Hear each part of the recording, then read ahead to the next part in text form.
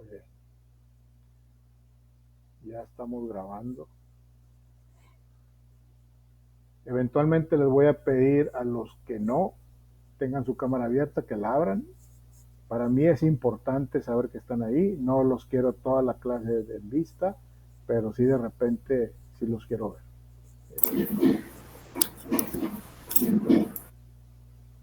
Profe, a mí no me funciona la cámara, pero voy a tratar de conseguir de alguna forma. No se preocupe, no pasa nada. Ya saben que es importante asistir a la sesión síncrona, pero yo no tomo lista, ¿sí? No tomo lista, para la sesión síncrona, pues vemos, la clase es la única oportunidad en la que estamos usted y yo de frente para ver la clase.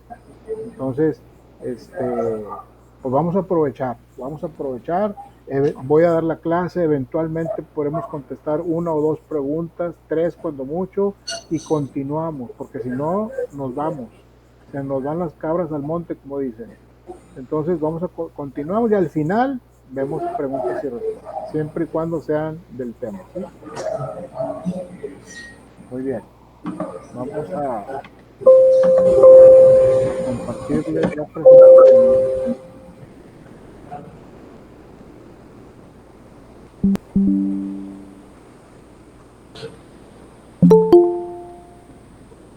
Voy a estarme de repente regresándome porque hay gente que sigue entrando.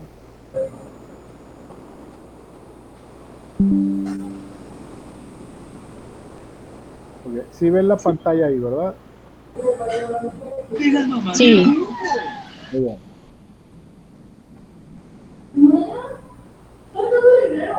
Bienes y sucesiones. Vamos a ver el tema de patrimonio. ¿Qué es el patrimonio? Ustedes ya empiecen a pensar a qué me refiero yo con patrimonio, ¿sí? Patrimonio es un conjunto de cosas, ¿sí? Un conjunto de cosas que nos pertenecen, que para nosotros tiene un valor, ¿sí? Puede ser un valor sentimental o económico. A la ley le interesa lo que tiene valor económico, ¿sí? Y la ley trata de proteger esa parte, ¿sí?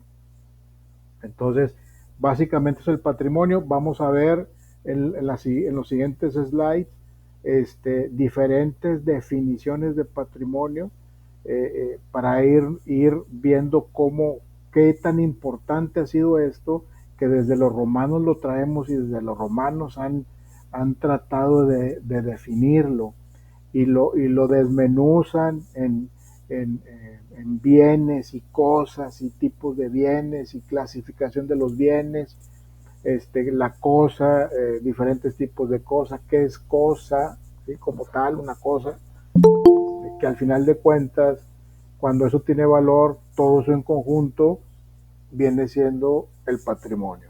¿Sí? No podemos dejar de lado a los romanos, que son los que este, le dieron forma a esto, iniciaron eh, dándole forma a las leyes que todavía hoy en día hemos heredado esa tendencia y forma de hacer las cosas desde los romanos. Antes había derecho romano. Yo me acuerdo en mi carrera, cuando hice la carrera, había derecho romano de las primeras clases, en los primeros años de escuela, derecho romano, y era bueno, pues imagínense. Muy bien, vamos a ver concepto de patrimonio. Concepto de patrimonio. La palabra patrimonio proviene de las raíces latinas pater o patris, que significa padre, y monium, que significa carga, la carga del padre, ¿sí? Por patrimonio, según el diccionario, se entiende hacienda que alguien ha heredado de sus ascendientes o bien conjunto de bienes propios adquiridos por cualquier título, ¿sí? El patrimonio sin duda se asocia a la idea de riqueza o conjunto de cosas que son propiedad de una persona, lo que les decía ahorita. Mi carro, mi casa, mis cadenas, mis joyas que pudiera tener, mis relojes que cuestan a lo mejor un poquito más de $1,000, Eso es mi patrimonio. El terreno que tengo allá, pues no sé dónde, ¿verdad? Santiago, no sé, eso es mi patrimonio. Ese conjunto de cosas que tienen valor monetario, que tienen un valor económico y que son comerciables, ¿sí? Es mi patrimonio.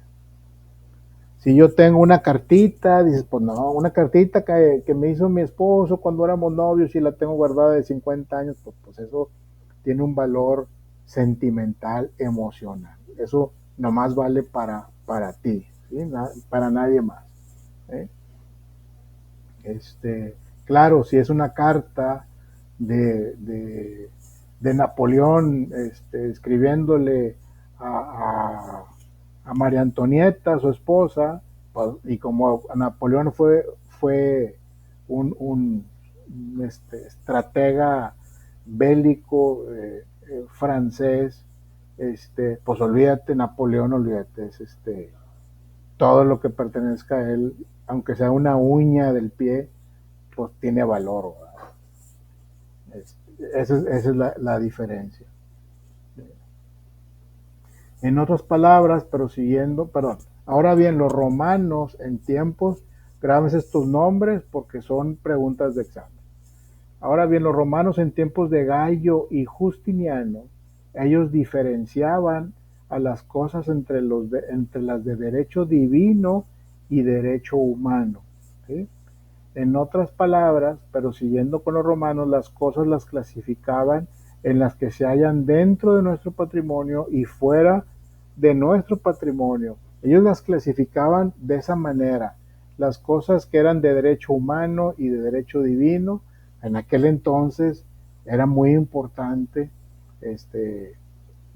los que pertenecían, por ejemplo, o adoraban a algún dios, ¿sí? Y eso es esa es la parte que ellos le llamaban derecho divino, y las de derecho humano, que el derecho humano en aquel entonces, pues por lo menos el derecho a la vida, ¿no? ¿Sí?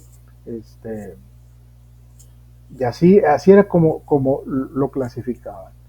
En otras palabras, prosiguiendo con los romanos, las cosas las clasificaban en las que se hallaban dentro de nuestro patrimonio y fuera de nuestro patrimonio, más algunas otras que se tienen por derecho natural son comunes a todos, otras públicas, otras de universidad o corporación cualquiera, otras de nadie y la mayor parte de particulares. Antes, en la época de los romanos, pues como hoy, había pobres y había ricos y había los reyes y los emperadores y todos estos. Y la gente que estaba del lado de la gente rica, de la gente que era pudiente, de la gente poderosa, en la época de los romanos, y esa gente que estaba un poquito más abajo que ellos, tenían por derecho poder estudiar y poder tener acceso a muchas cosas que la gente pobre no tenía.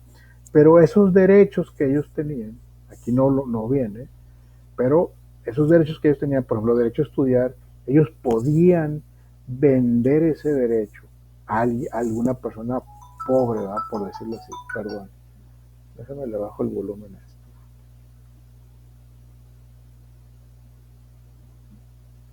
Entonces, por eso esos derechos que eran intangibles, podían ellos venderlos o traspasarlos a otras personas, como derecho a estudiar, derecho a la vida inclusive, ¿sí? Derecho a tomar una copa de vino, derecho a comer de una manera ostentosa. Esa parte, esos derechos los podían ellos vender, o a veces jugarlos en juegos de azar y cosas de esas. Eso pasaba en la época de los romanos. Gallo y Justiniano, las épocas de Gallo y Justiniano.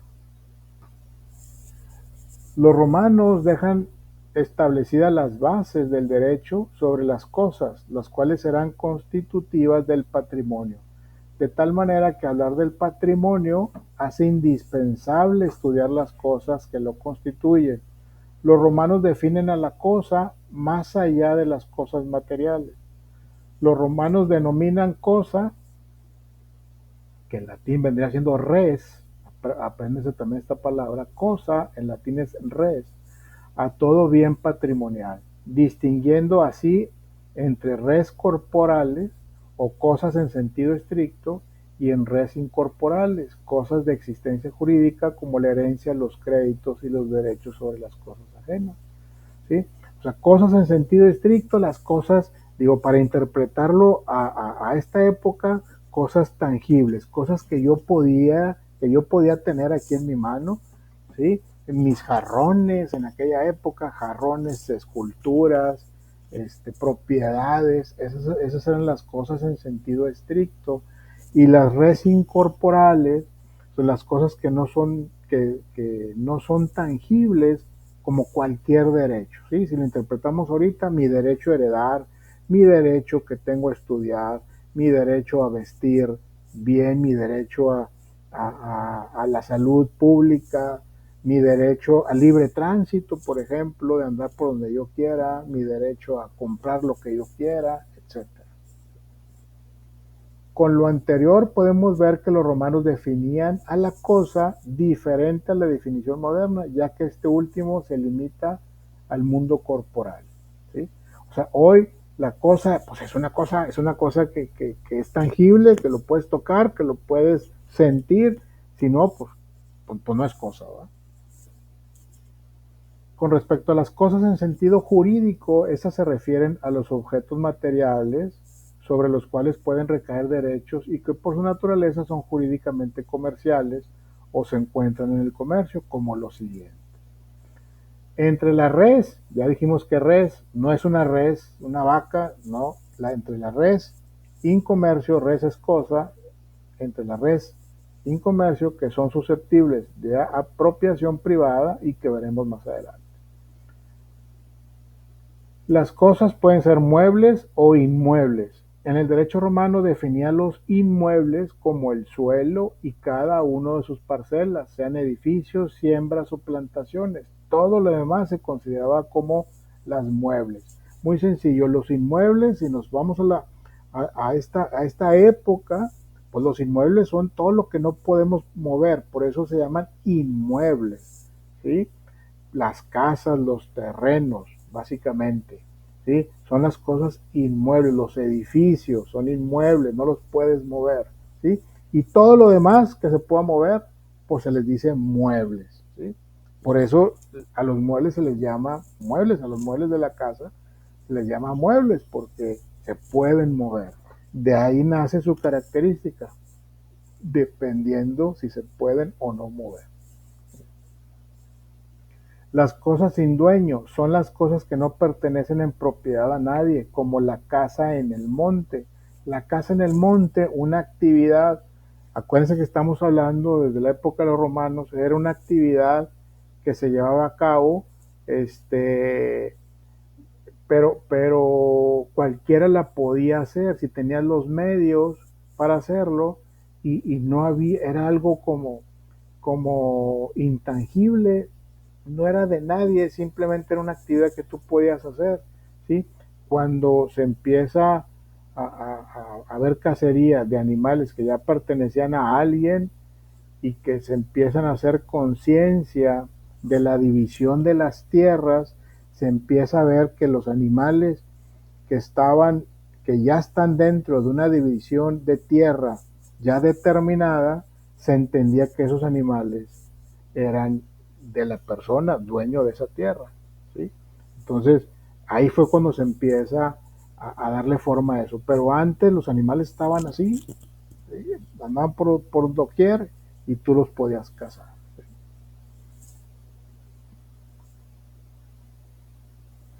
Las cosas consumibles son aquellas que tienen por derecho ser consumidas o enajenadas mediante uso, como los víveres, el dinero, etcétera. Lo que se consume, que por usarlo se acaba, ¿sí? Las cosas fungibles, las que se miden en peso, número o medida, como los granos, vinos, cereales, azúcar, etcétera. Las cosas divisibles son las que se pueden fraccionar sin detraimiento de su valor. Esta clasificación de cosas, compañeros, tienen que aprendérselas, ¿eh? Pongan mucha atención porque son preguntas de examen. Va a haber preguntas de examen ¿Qué son los bienes fungibles? ¿Qué son las cosas divisibles? ¿Qué son las pertenencias? Todo eso. ¿Sí? Las pertenencias son cosas que, aún teniendo existencia física propia y sustantiva, se hallan económicamente al servicio de otras. Su función práctica es servir a la cosa principal, ejemplo, las llaves de una casa o un mueble. Los frutos deben distinguirse entre naturales y civiles. Los primeros son cosas en sentido físico y los segundos son valores, rentas o rendimientos. Cosas fuera de nuestro patrimonio. Todo lo que no es nuestro, como plazas públicas, parques, ríos, cosas destinadas al uso común, esas son cosas fuera de nuestro patrimonio. Y las cosas dentro de nuestro patrimonio son las cosas que pertenecen a los particulares, las cuales se asocian a las cosas o bienes de nuestra propiedad. Marcel Planiol, aquí está, también es un francés, define el patrimonio como el conjunto de derechos y obligaciones pertenecientes a una persona, apreciables en dinero. Hoy en día tenemos, nuestro patrimonio son cosas tangibles, ¿sí? El carro, la casa, el reloj, ¿sí? Las joyas que pudiera tener, el terreno que pudiera tener, ¿sí? Pero también son los derechos, también ya se consideran dentro del patrimonio. Si yo tengo acciones en un deportivo, por ejemplo, en un deportivo yo tengo mi acción, también es parte de mi patrimonio. Si yo compro acciones de alguna empresa, se ha anunciado mucho que puedes comprar acciones de Amazon, que puedes comprar acciones de Coca-Cola, que puedes comprar acciones de Bimbo. Esa es parte de tu patrimonio y es cierto, se pueden comprar acciones. Y ya perteneces tú, eres propietario de una partecita de esa empresa, ¿sí? Si compras acciones de Amazon o de Bimbo, etcétera, ¿no? Y es parte de tu patrimonio, ¿sí? Entonces, y esas acciones al final pueden ser heredadas. Elementos del patrimonio. De acuerdo con la definición de patrimonio y desde el punto de vista económico o de evaluación pecuniaria, este comprende dos elementos. Fíjense bien, pregunta de examen. Otra vez, de acuerdo con la definición de patrimonio desde el punto de vista económico o de evaluación pecuniaria, este comprende dos elementos.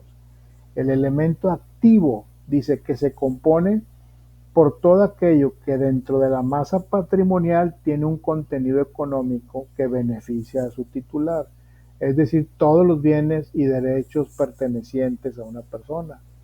Jurídicamente, este se integra por el conjunto de bienes y derechos que son susceptibles de apreciación económica o pecuniaria, expresados en derechos reales y derechos de crédito.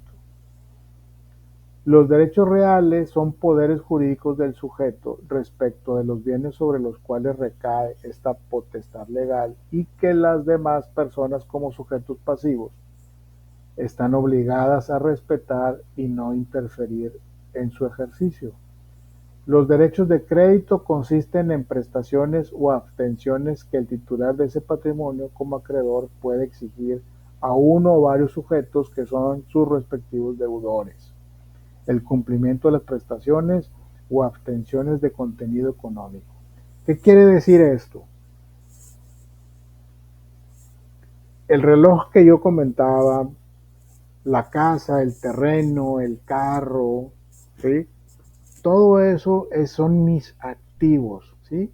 Mis derechos, mis acciones, todo eso son mis activos. Se le llaman activos, ¿sí? Pero esos activos, bueno, perdón, antes. Todos esos, les decía yo, son mis activos y tienen un valor, ¿sí? Eso les da, hay personas especializadas que le dan un valor a eso. Entre el reloj que tengo, que vale 300 pesos, la casa que vale 300,000, el terreno que vale 100,000, el carro que es viejito y que vale 30,000 pesos, por decir algo, ¿no? Ese es mi activo. La suma de todo, sumas todo, o sabes que todo me da 1,000,000 de pesos. Ese es mi activo, es el valor de mi activo. ¿Sí? A ver, me regreso tantito porque hay gente que quiere entrar.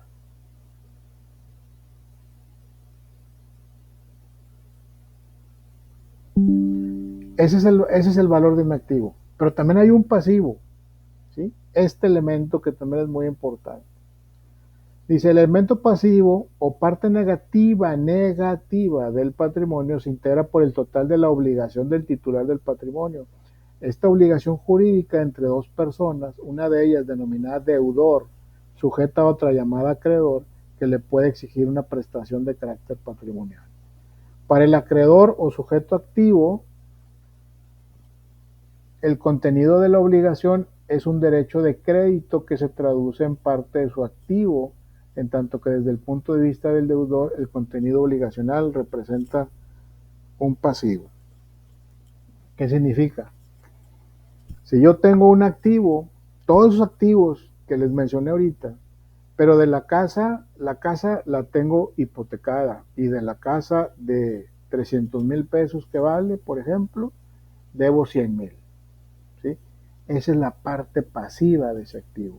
Esos 100,000 pesos que le debo a esa casa es la parte pasiva de ese activo. ¿Sí? Oye, que de la casa también debo 3 años de predial. ¿Cuánto es de 3 años de predial? 6,000 pesos. Esa es la parte pasiva de ese activo. ¿Sí? Oye, que del carro que tengo no le he pagado los refrendos y debo 3,000 pesos de refrendos y más las placas. Esa es la parte pasiva de ese activo.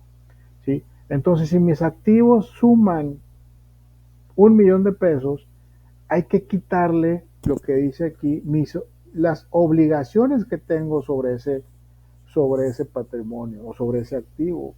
Entonces ya no tengo 1,000,000 de pesos, tengo 800, porque ya le rebajé todo lo que se debe. Y puede ser deudas pendientes o puede ser lo que pago, por ejemplo, en las acciones de un deportivo, pagas un mantenimiento. ¿Sí? Entonces, ese mantenimiento, pues hay que rebajárselo al valor de la acción. ¿Sí? Entonces, por eso el patrimonio, que lo podemos dividir en activos y pasivos, te van a decir, ¿cuáles son tus activos? Pues esto. ¿Y tu pasivo? Ah, caray, eso no me esperaba que me preguntaras eso. Si tus pasivos, pues son estos. Ah, bueno, entonces no tienes 1,000,000 de pesos, tienes 800, porque la casa la debes, porque el carro lo debes, porque el reloj todavía no terminas de pagarlo, etc. Por eso lo dividimos así, en activo y pasivo. ¿Alguna pregunta hasta aquí o me regreso al principio?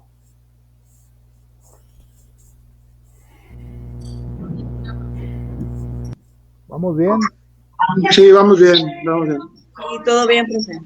Okay. Todo bien, maestro. Qué bueno, muy bien. Sí, todo bien. Excelente, bueno, continuamos.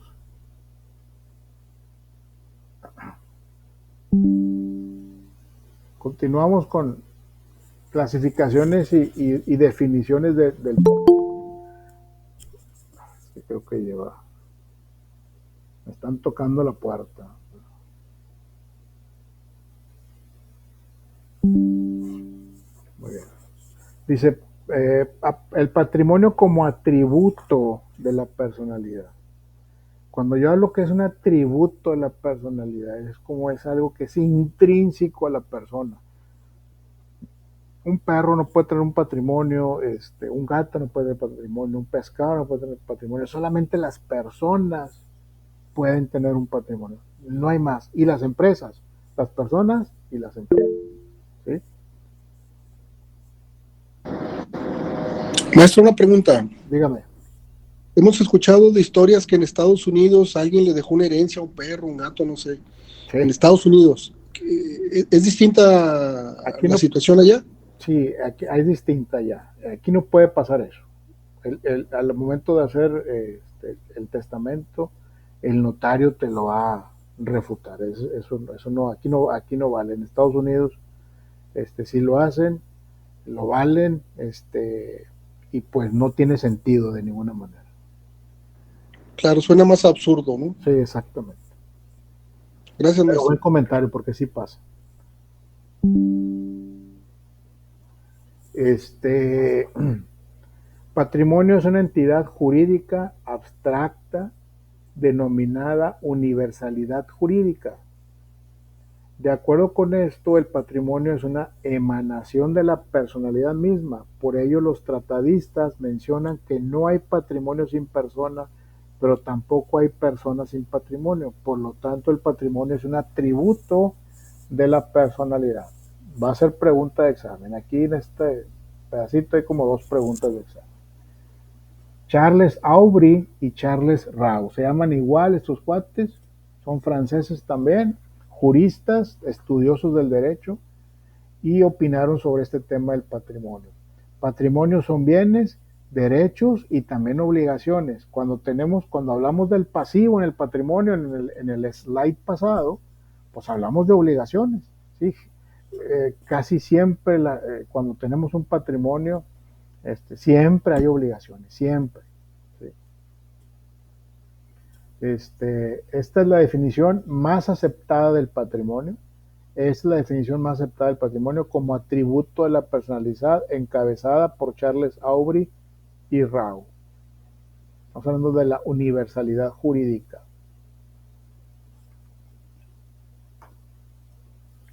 Teorías sobre el patrimonio. Las teorías acerca del patrimonio se crearon a principios del siglo XIX con el auge de las legislaciones modernas. Hay que recordar que los romanos, si bien desarrollaron más que exhaustivamente del estudio y la legislación sobre las cosas o bienes, ellos no elaboraron teorías acerca del patrimonio. Fue hasta después de la Revolución Francesa que tomó auge la legislación y con ella las diversas teorías que daban sustento a las instituciones y figuras del Código Civil, destacando las teorías sobre el patrimonio. Vamos a ver algunas de las teorías. A ver si las alcanzo a ver. Aubry y Rau dice, teoría clásica sobre el patrimonio, dice es el conjunto de bienes de una persona considerando como una universalidad de derechos, es decir, una más de bienes que de naturaleza y orígenes diversos y materialmente separados. No son reunidos por el pensamiento, más que en consideración al hecho de que ellos pertenecen a una misma persona. Y luego la crítica a esa teoría del patrimonio es encabezada por Francis Jenny. ¿Alguien la quiere leer, por favor? Esta parte. ¿O digo yo quién? Es donde dice, ¿es inútil, profe? Exacto. Dice, la voy a leer. Sí, claro. Gracias. Es inútil por ser incapaz de servir de justificación a todas las soluciones legales y se ve en la necesidad de condenar muchas de ellas como flagrantes atentados a la lógica, pasando por alto que la técnica jurídica no es para dominar la ley, sino que está justificada, solo si la explica por entero. Y luego dice en otro apartado, es peligrosa porque sin sus ideas preconcebidas que lo impiden, tendrían lugar a muchas construcciones que la jurisprudencia puede y debe hacer por sí misma. Eso es todo. Muy bien, muchas gracias. Bueno. A ver, la postura de Marcial Planiol y George Ripet, ¿quién la quiere leer?